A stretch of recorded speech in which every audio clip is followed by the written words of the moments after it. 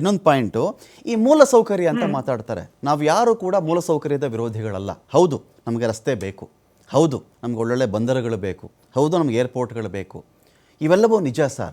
ಆದರೆ ಪ್ರತಿ ವರ್ಷ ಅದೇ ಕತೆ at the cost of what ಅಂತ ನಾವು ಚೆಕ್ ಮಾಡಿಕೊಂಡಾಗ ಯೂಶುವಲ್ ನಾವು ಚೆಕ್ ಮಾಡೋದು ಈ ಮೂಲಸೌಕರ್ಯಗಳ ಗುತ್ತಿಗೆ ಯಾರಿಗೆ ಹೋಗುತ್ತೆ ಅಂತ. ಪಾಯಿಂಟ್ ನಂಬರ್ 1, ಈ ಬಾರಿ 11.11 ಲಕ್ಷ ಕೋಟಿ ಎಷ್ಟು ಈ ಮೂಲಸೌಕರ್ಯಕ್ಕೆ ಅಂತ ಎತ್ತಿಟ್ಟಿದ್ದಾರೆ. ಇದನ್ನು ಯಾರು ರೋಡ್ ಮಾಡ್ತಾನೆ, ಯಾರು ಟೆಂಡರ್ ತೊಗೊಂಡಿದ್ದಾನೆ, ಯಾರು ಏರ್ಪೋರ್ಟಲ್ಲಿ ತೊಗೊಳ್ತಾ ಇದ್ದಾನೆ, ಯಾರು ಈ ರೈಲ್ವೆ ಗುತ್ತಿಗೆ ತೊಗೊಳ್ತಾ ಇದ್ದಾನೆ, ಇವೆಲ್ಲ ಚೆಕ್ ಮಾಡ್ಕೊಂಬಿಟ್ಟಾಗ ಅಪ್ರಾಕ್ಸಿಮೇಟ್ಲಿ ಒಂದು 6 ಲಕ್ಷ ಕೋಟಿನೋ 7 ಲಕ್ಷ ಕೋಟಿನೋ ಖರ್ಚಾಗಬಹುದು ಸರ್.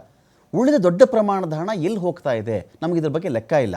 ಪ್ರತಿ ವರ್ಷ ರೋಡ್ ಮಾಡಿದೆ ಅಂತ ಫೈನಪ್ಪ, ಆಯ್ತಪ್ಪ ನೀವು ರೋಡ್ ಮಾಡಿ, ನಮ್ಗೆ ಯಾರಿಗೂ ಫ್ರೀ ಕೊಡ್ತಾ ಇಲ್ಲ. ನೀವು ರೋಡನ್ನು ನಾವು ವಾಹನಕ್ಕೂ ತೆರಿಗೆ ಕಟ್ಟಿ, ಇಂಧನಕ್ಕೂ ತೆರಿಗೆ ಕಟ್ಟಿ, ಆಮೇಲೆ ನೀನು ಓಡಾಡ್ತಾ ಇದೆಯಾ ಅಂತ ಕೂಡ ನಾವು ಟೋಲ್ ಕಟ್ತೀವಲ್ಲ ಸರ್. ಇದನ್ನು ನಾವು ಹೇಗೆ ಜಸ್ಟಿಫೈ ಮಾಡ್ಕೊಳ್ಳಿಕ್ಕೆ ಸಾಧ್ಯ ಮೂಲಸೌಕರ್ಯ ಸೆಕ್ಟರಲ್ಲಿ ಅಂತ?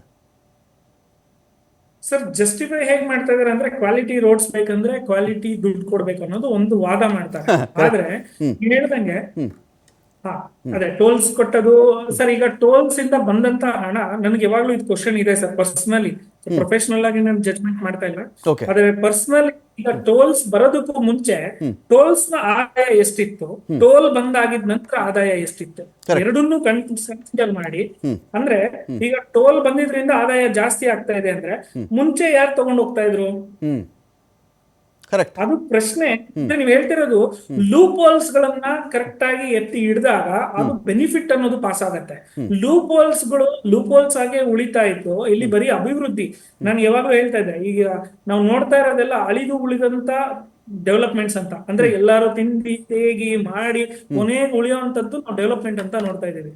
ಅದು ಟ್ರಾನ್ಸ್ಪರೆನ್ಸಿ ಸಿಸ್ಟಮ್, ಅಕೌಂಟಬಿಲಿಟಿ ಯಾವಾಗ ಬರುತ್ತಲ್ಲ, ಅದು ಬಂದಾಗ ಮಾತ್ರ ನೀವ್ ಹೇಳಿದ ಅಷ್ಟು ಪಾಯಿಂಟ್ಸ್ ಗಳಲ್ಲೂ ಅದ್ರಲ್ಲಿ ಆನ್ಸರ್ ಬರುತ್ತೆ.